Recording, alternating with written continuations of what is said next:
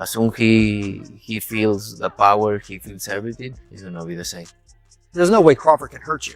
We need to be very focused and be careful. Anybody can carry you, like, but if you're smart and you know how to box and everything, Canelo has fired off a blazing warning, making it clear that Terence Crawford cannot simply stand in front of him and survive. He must come ready to fight, not run, and match Canelo's intensity blow for blow. Running that I'm gonna be doing is running upside his head, and I can assure you that. Do you have any concern that there's going to be any running in this fight? I hope not. I think Crawford is not that kind of fighter. He's a different. He box, and I like that. But what I know is he's a good fighter, very smart fighter, and very disciplined. He needs to get credit for that. But I am. Canelo made it clear he wasn't just talking. He was sending a message. He pointed out the gap between the good fighters Crawford has faced and the truly elite level he brings. Canelo stressed that he intends to take everything Crawford has, framing their clash as a true pound-for-pound showdown. Anything like I'm lying or I'm fact. He faced maybe good fighters, but there's a difference between good fighters and elite fighters. I'm gonna just keep it real. I'm hunting him. I'm hunting everything that he got. Two of the best pound for pound is gonna face each other. Yeah, he's gonna find RON. Ennis, who has already made headlines online for reportedly sparring with Canelo, shared his prediction for the upcoming fight and leaned slightly in Canelo's favor. He explained that Canelo's experience against bigger names and naturally larger opponents, along with his years competing at super middleweight, gives him the edge. You gotta lean more towards Canelo, because like I said before, he been pitting big guys out and down, and Canelo not even really a 68 pounder. He probably really should be at 60 maybe, and he been hurting these guys. I think he be dropping these guys and things like that. So, and them guys be way bigger than him come fight night. I know that for sure. He be probably close to 200 pounds, and he dropping those guys like that. So, on the other hand, Crawford is stepping into uncharted territory, making his debut in a new division. Many believe that instead of leaping straight into a showdown with the undisputed champion, he should first test himself at middleweight before taking such a drastic step.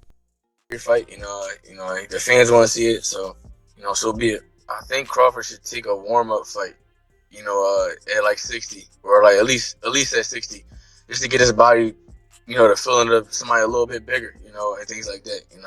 I know when you go up a weight, you gotta, develop that power and not develop the power, but like put that muscle on and be heavier and things like that. So he might not want to take a fight because he's trying to build up right now, but I think he should, just to stay sharp and that way he don't have like a long layoff. Dawood Bey shared his perspective on Canelo's choice of sparring partner, noting that while Jaron Boots Ennis isn't the same fighter as Terence Crawford, he still provides valuable preparation. Bey highlighted Ennis's athleticism, switch-hitting ability, and improvisational style, which in some ways mirror Crawford's unpredictability. He explained, Boots isn't Terence Crawford, but his athleticism, his switch-hitting, and his ability to improvise make him a big help mentally and stylistically.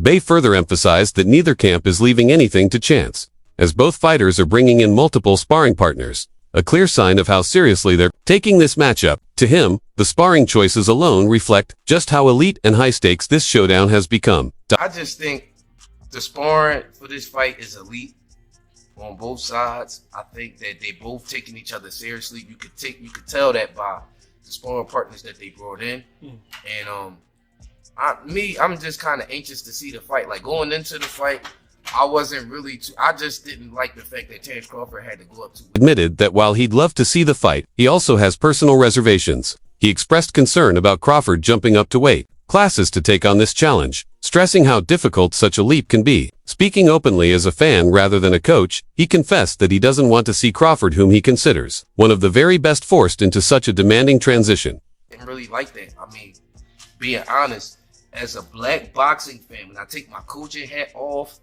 like, no, I don't want to see our best fighter have to go up 2 weight classes. I don't like that. But you think about it and you like, well, look, first of all, I don't want to deny that man. I wouldn't want to say nothing or even have it in my heart to deny that man that kind of financial like blessing that he gonna get from fighting Canelo. Not only that, he chasing greatness.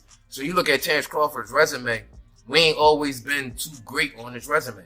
Before Earl Spence, this Canelo fight, I just feel like it's turning his resume into an all-time. Crawford's strength coach, Cadet Fortune, revealed that the fighter is putting in grueling work in the mountains as he prepares to shock the world. He described this as a historic fight in the making and confirmed that Crawford is in phenomenal shape. Fortune's unwavering belief in Crawford's power and greatness only adds to the growing anticipation surrounding the showdown. I get a lot of texts asking how I'm doing, how camp is going, so I figured I could just put it up in one post. So I'm in the mountains. This dude's about to beat the brakes off Canelo and be the greatest boxer of all time, and I get to play a part in it. All is well, truly well. We good. I'm good. Has been pouring everything into his training camp ahead of the Crawford showdown. Those inside the gym report that his sparring sessions are nothing short of brutal, with every punch thrown as if it were fight night. He's focusing not just on volume, but also on explosive power, vicious body shots, and his trademark uppercuts. Canelo knows that Crawford's speed and skill will demand the smartest, sharpest version of himself. That's why he's pushing relentlessly through conditioning, bag work, and punishing sparring sessions, with his determination showing every step of the way. When the bell rings in Las Vegas, this champion is prepared to unleash his full power.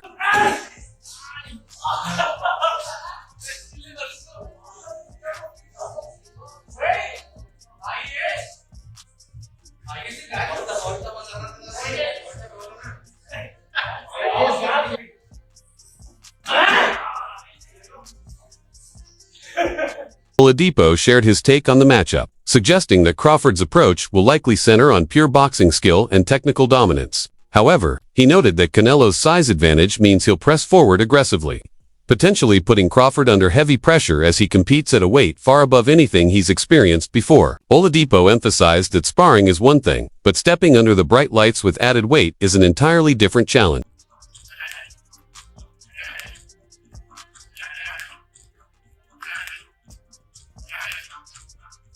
Adola expanded on his thoughts by downplaying the size factor. He acknowledged that while Canelo is naturally strong, he's not a giant like David Benavidez, and fans shouldn't expect him to step into the ring weighing 200 pounds. For Oladipo, this fight isn't just about physicality, it's about skill. And when it comes to pure boxing ability, he leaned in favor of Crawford. About him hurting Canelo. I think this was about him just outboxing and dominating him from that standpoint.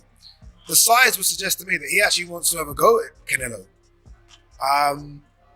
Which could impact Crawford, because ultimately he's fighting at a weight that's way heavier than he's ever done before. And sparring's one thing, under the bright lights and carrying the extra weight could be another thing. So I don't know, I feel like he's going for the kill. Maybe we're going to see an Errol Spence-like performance, but I would prefer to him to... Terrence "Bud" Crawford is being praised for his courage, yet also criticized by many in the boxing world for his bold decision to jump straight into a fight with Canelo Alvarez. By leaping directly to super middleweight and skipping the middleweight division entirely, Crawford has raised eyebrows among fans, trainers, and former fighters alike. Meanwhile, Manny Robles has taken a neutral stance on the blockbuster showdown, acknowledging Canelo's recent resurgence, his impressive performances on big stages, and the way the Mexican superstar continues to prove why he sits at the very top of the sport. Canelo's not the biggest. Canelo's not going to come into the ring at 200 pounds. It's not Benavidez. So this shouldn't need to be a size thing. I think this is a skill thing. And if it's a skill thing, my money goes on Crawford.